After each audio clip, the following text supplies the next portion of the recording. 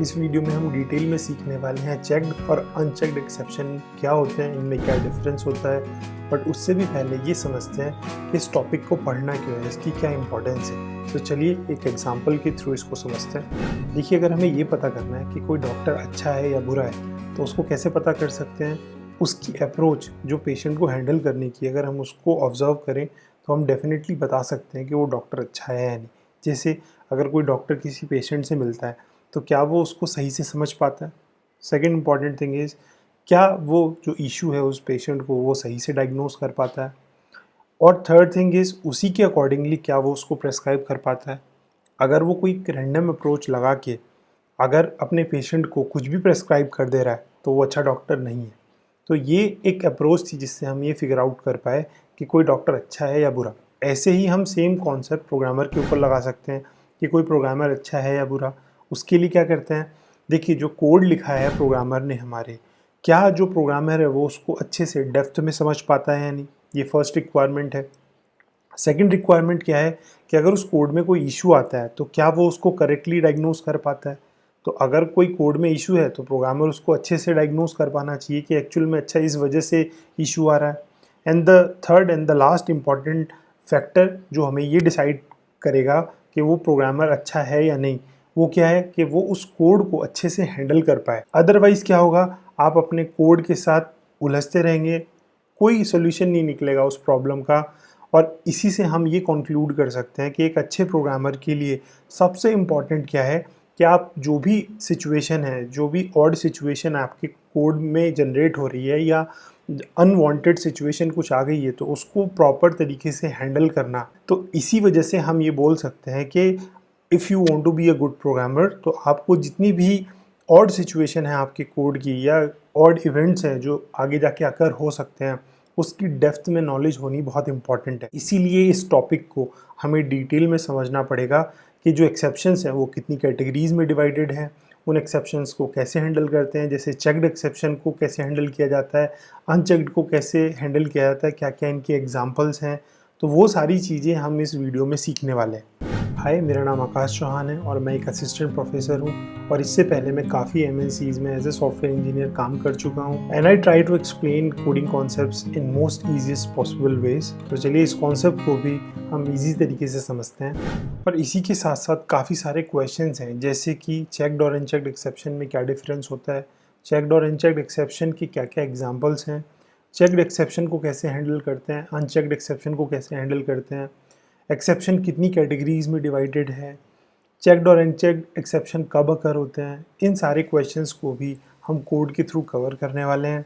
और in general आप ऐसे कॉन्सेप्ट को रोज़ यूज़ करते हैं जब आप इंडस्ट्री में काम करते हैं। तो without wasting any time let's start. So चलिए एक एग्जांपल लेते हैं जिससे हम डिफरेंस समझ पाएँ चेक्ड और अनचेक्ड में क्या डिफरेंस होता है। तो मैं एक वेरिएबल बनाता हूँ int c equal to 100 divide by 0 और इसको c को प्रिंट कराने की कोशिश करते हैं। देखिए, हमने जो स्टेटमेंट लिखा है ये गलत स्टेटमेंट है, मतलब ये सीपीयू जब एग्जीक्यूट करेगा तो फेल हो जाना है, डेफिनेटली फेल हो जाएगा ये।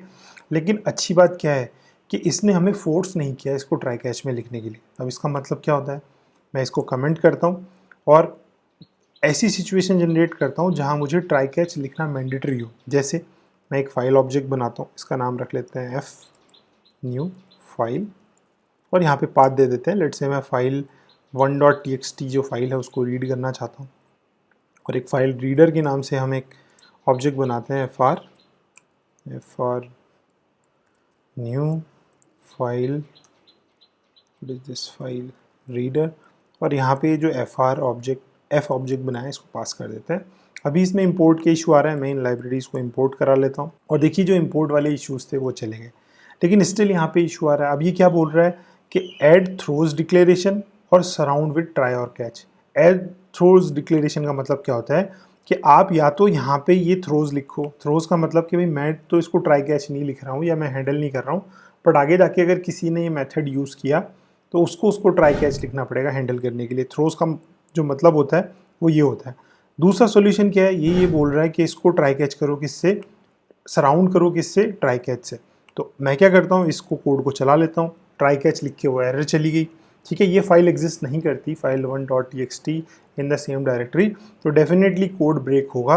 लेकिन इस वाले कोड में इसमें कौन सा इशू आया पहले मैं आपको वो बताता हूँ। इसमें आया फाइल नॉट फाउंड एक्सेप्शन, जिसको वो थ्रोज कराने के लिए बोल रहा था, वही इशू आया क्योंकि ये फाइल एग्जिस्ट नहीं करती। अब इस वाले कोड में और ऊपर वाले कोड में क्या डिफरेंस है देखो, मैं दोबारा से आपको समझाता हूँ। मैं ये ट्राई कैच हटा देता हूँ। ये मुझसे मैंडेटरी बोल रहा है कि या तो ट्राई कैच लिखना पड़ेगा या डिक्लेयर करना पड़ेगा, लेकिन ऐसा सा कुछ सिस्टम, क्योंकि कोड तो ऊपर वाला भी ब्रेक हुआ था, इस वाले कोड में तो मुझसे नहीं बोला था उसने। देखिए कोड अभी भी ब्रेक हो रहा है, तो इसका मतलब कुछ कोड में कंपाइलर हमसे बोलता है कि ट्राई कैच में लिखो और कुछ में वो इग्नोर कर देता है। तो इस वाले कोड को वो क्यों इग्नोर कर पा रहा है? क्योंकि अरिथमेटिक एक्सेप्शन है, और अरिथमेटिक एक्सेप्शन किस कैटेगरीज में आते हैं? रन टाइम एक्सेप्शन की कैटेगरीज में आते हैं, या इनको अनचेक्ड एक्सेप्शन बोलते हैं।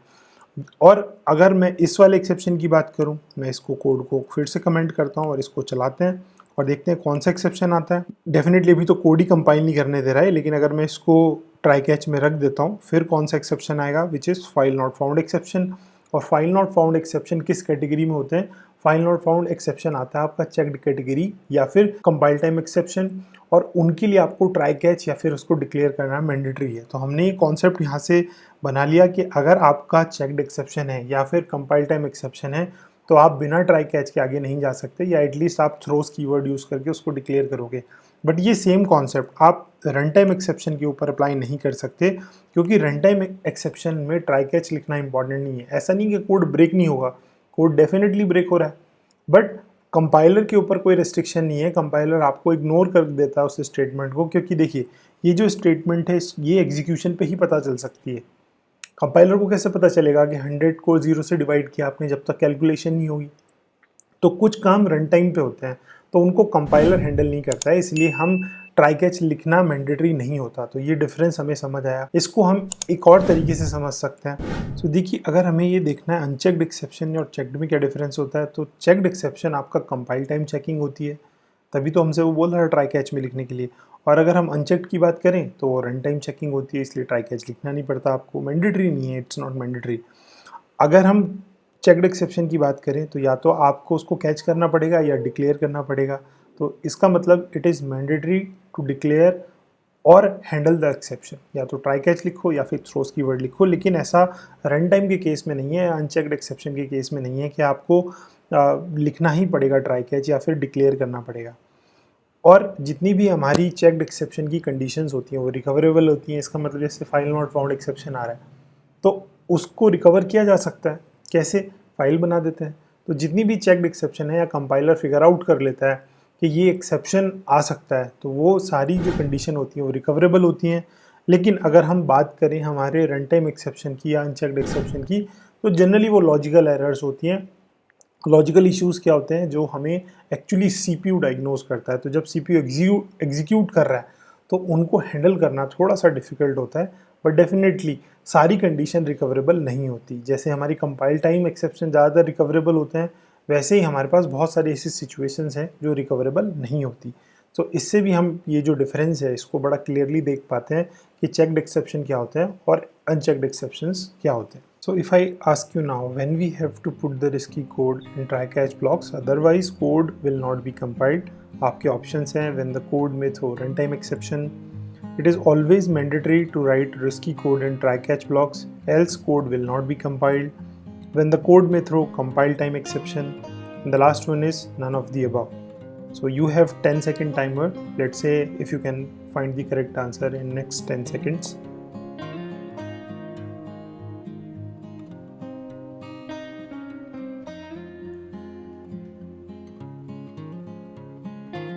You can write your answer in the comment box like this and I will show you the correct answer at the end of the video as well. So क्या कोई और तरीका भी है जिससे हम चेक्ड और अनचेक्ड एक्सेप्शन को एकदम से फिगर आउट कर पाएँ कि ये चेक्ड एक्सेप्शन है और ये अनचेक्ड? उसके लिए क्या करते हैं, इन स्टेटमेंट्स को मैं ट्राई कैच ब्लॉक में कन्वर्ट करता हूँ जिससे कि हम प्रॉपर हैंडलिंग कर पाएँ। मैं इसको इंपोर्ट कर लेता हूँ जो भी मिसिंग लाइब्रेरी है।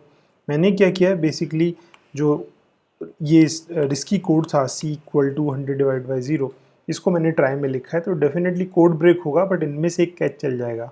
लेकिन ये जो सारे कैच मैंने ब्लॉक लिखे हैं ये सारे रन टाइम एक्सेप्शन के हैं। जैसे अरिथमेटिक एक्सेप्शन हुआ, इनपुट मिसमैच एक्सेप्शन हुआ, नल पॉइंटर एक्सेप्शन हुआ। एक्सेप्शन क्लास तो सबकी सुपर क्लास है, ये वाला लास्ट कैच लिखा है मैंने, यहाँ तो एटलीस्ट कैच हो ही जाना है। तो मैं इस कोड को चलाता हूँ, डेफिनेटली इस वाले कैच ब्लॉक में जाएगा ये और प्रिंट हो जाएगा हमारा मैसेज कि अर्थमेटिक एक्सेप्शन आया डिवाइड बाई 0, और फिर बाद में सी की वैल्यू कैलकुलेट नहीं होगी तो 0 ही हमारा प्रिंट हो जाने वाला है। सो हमारा 0 डिवाइड बाई 0 आया and final value of C is 0, क्योंकि ये कैलकुलेट नहीं हो पाई, स्टेटमेंट ब्रेक हो गई थी। अब ये वाले ही कैच क्यों लिखे हैं मैंने, उसके पीछे वजह है। अगर मैं आपको अर्थमेटिक एक्सेप्शन का कोड दिखाता हूँ, सोर्स कोड, तो देखिए ये कौन से एक्सेप्शन को एक्सटेंड करके बना है, रन टाइम एक्सेप्शन को। ऐसे ही मैं आपको दूसरा दिखाता हूँ, इनपुट मिसमैच एक्सेप्शन का कोड अगर हम देखें, इसका सोर्स कोड देखेंगे तो ये फिलहाल तो नो सच एलिमेंट एक्सेप्शन को एक्सटेंड कर रहा है। इसके अंदर जाएंगे, ये भी किसको एक्सटेंड करके बना है, रन टाइम एक्सेप्शन को। ओके, इसके मायने अब थर्ड वाला देखते हैं, नल पॉइंटर एक्सेप्शन का देखते हैं। नल पॉइंटर एक्सेप्शन भी कौन से एक्सेप्शन को एक्सटेंड करके बना है, रन टाइम एक्सेप्शन को।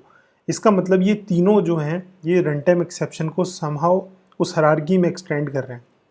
अगर मैं रन टाइम एक्सेप्शन को फर्दर एक्सप्लोर करूं, जैसे अर्थमेटिक के अंदर गए, रन टाइम एक्सेप्शन को देखा, रन टाइम एक्सेप्शन इवेंचुअली कौन सी क्लास को एक्सटेंड करेगा, एक्सेप्शन क्लास को। यही हमारा हायरार्की का कॉन्सेप्ट है कि जो हमारी एक्सेप्शन कैटेगरी होती है उसको एक्सटेंड करके रन टाइम एक्सेप्शन बने या फिर कंपाइल टाइम एक्सेप्शन बने।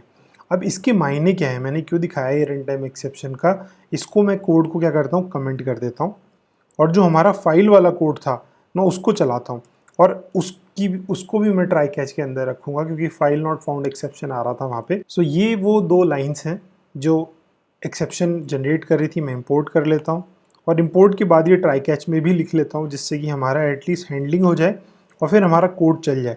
तो देख लेते हैं कि ये इस कैच ब्लॉक में भी जा रहा है या नहीं। और देखिए इस कोड को चला के देखते हैं, हमारा जो ये प्रिंट स्टैक ट्रेस है ये हमारा सारी इन्फॉर्मेशन दे देगा कि एक्चुअल में कौन सा एक्सेप्शन आ रहा है। तो इसका मतलब ये नहीं है कि एक्सेप्शन यहाँ पे आया नहीं है, हैंडल भी हुआ है। अगर मैं यहाँ पे आपको कोई मैसेज प्रिंट करके दिखाऊं तो वो भी हो जाएगा। इसका मतलब ये प्रॉपर कैच ब्लॉक में जा रहा है, let's say hello.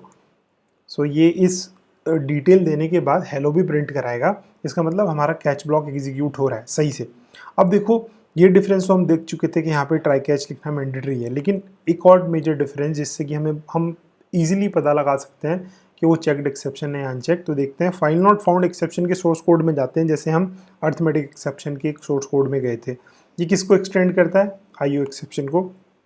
IO exception किसको एक्सटेंड करता है, सीधे एक्सेप्शन को। तो यहाँ पे बीच में कहीं भी रन टाइम एक्सेप्शन नहीं आया, और एक्सेप्शन जो होती है वो सबकी सुपर क्लास होती है, इससे ऊपर तो कुछ होगा नहीं, इससे ऊपर तो थ्रोएबल क्लास होगी बस हमारी, जिसको एक्सटेंड करके एरर और एक्सेप्शन दोनों बने हैं। इससे ये प्रूव होता है क्या कि हमारे जो कंपाइल टाइम एक्सेप्शन होते हैं या चेक्ड एक्सेप्शन होते हैं, एक तो उनको ट्राई कैच ब्लॉक में लिखना मैंडेटरी है या डिक्लेयर करना मैंडेटरी है। दूसरा, अगर हम उनकी एक्सेप्शन हायरार्की देखेंगे एक्सेप्शन क्लास तक, तो कहीं भी हमें रन टाइम एक्सेप्शन नहीं मिलेगा। तो ये ध्यान रखिएगा आप। तो ये दूसरा तरीका है जिससे हम फिगर आउट कर सकते हैं कि एक्सेप्शन चेक्ड है या फिर अनचेक्ड है। सो हम ऐसे भी बोल सकते हैं कि जो हमारे चेक्ड एक्सेप्शन होते हैं वो रन टाइम एक्सेप्शन क्लास को एक्सटेंड नहीं करते हैं, लेकिन जो हमारे अनचेक्ड एक्सेप्शन होते हैं वो डेफिनेटली हमेशा रन टाइम जो एक्सेप्शन क्लास है उसको हमेशा एक्सटेंड करेंगे। देखो इस कॉन्सेप्ट को हम इस हायरार्की से भी समझ सकते हैं कि ये जो एक्सेप्शन क्लास होती है ये फर्दर दो पार्ट में डिवाइडेड होती है, जिसको हम सीख रहे हैं, चेक्ड एक्सेप्शन या फिर अनचेक्ड एक्सेप्शन। अगर मैं इसको इस हायरार्की को फर्दर एक्सप्लोर करूं तो ये हायरार्की फर्दर हमारे पास, देखिए इस हायरार्की कौन से पार्ट में डिवाइडेड है, चेक्ड और अनचेक्ड, और इनके अंदर कौन कौन से एक्सेप्शन आते हैं, अर्थमेटिक एक्सेप्शन, इनपुट मिसमैच जो मैंने लिए थे एग्जांपल, नल पॉइंटर एक्सेप्शन, और फाइल नॉट फाउंड एक्सेप्शन या फिर आईओ एक्सेप्शन या फिर क्लास नॉट फाउंड एक्सेप्शन। अब हम अपने पास से क्या बता सकते हैं कि ये जो एक्सेप्शन आएंगे इनके लिए आपको ट्राई कैच में लिखना ज़रूरी है या डिक्लेयर करना ज़रूरी है, राइट। और इन वालों के लिए आपको ट्राई कैच लिखना मैंडेटरी नहीं है। इसका मतलब ये एक्सेप्शन नहीं आएंगे ऐसा नहीं है, लेकिन ट्राई कैच लिखना मैंडेटरी नहीं है। ये सारे एक्सेप्शन क्लास के बीच तक, मतलब इस हायरार्की को अगर हम फॉलो करेंगे, इसकी इनहेरिटेंस हायरार्की, तो यहाँ कहीं ना कहीं रन टाइम एक्सेप्शन जरूर आएगा। ये हमारा दूसरा पॉइंट था। और अगर हम इन एक्सेप्शन की हायरार्की एक्सेप्शन क्लास तक जाएगी, अगर इनको चेक करेंगे तो यहाँ पे डेफिनेटली जो आपका रन टाइम एक्सेप्शन है वो नहीं आएगा। तो ये भी एक तरीका है, इस हायरार्की से हम समझ सकते हैं कि चेक्ड और अनचेक्ड एक्सेप्शन में क्या डिफरेंसेस होते हैं। अगर आपको इस हायरार्की को डिटेल में समझना है तो एक वीडियो का लिंक है, वो मैं आई बटन पे ऐड कर दूंगा, आप वहाँ जाके उसको देख सकते हैं। आपको बहुत डेप्थ में इस हायरार्की की जो अंडरस्टैंडिंग है वो बिल्ड हो जाएगी। So if I ask you now what is true about run time exception, आपके ऑप्शंस हैं to catch such exceptions, it is not mandatory to write try and catch blocks, this exception will always be thrown at runtime, this is unchecked type of exception, and all of the above. You have 10-second timer. Let's see if you can find the correct answers in next 10 seconds.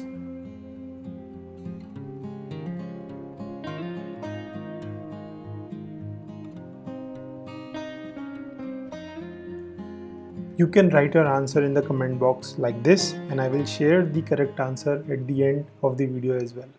अगर आपको अच्छे से समझना है error क्या होती है, exception क्या होते हैं, एरर एक्सेप्शन से कैसे डिफरेंट है, क्या एरर को हैंडल किया जा सकता है, तो इन सारे क्वेश्चंस के आप आंसर फिगर आउट कर सकते हैं मेरी जो नेक्स्ट वीडियो है उसको देख के।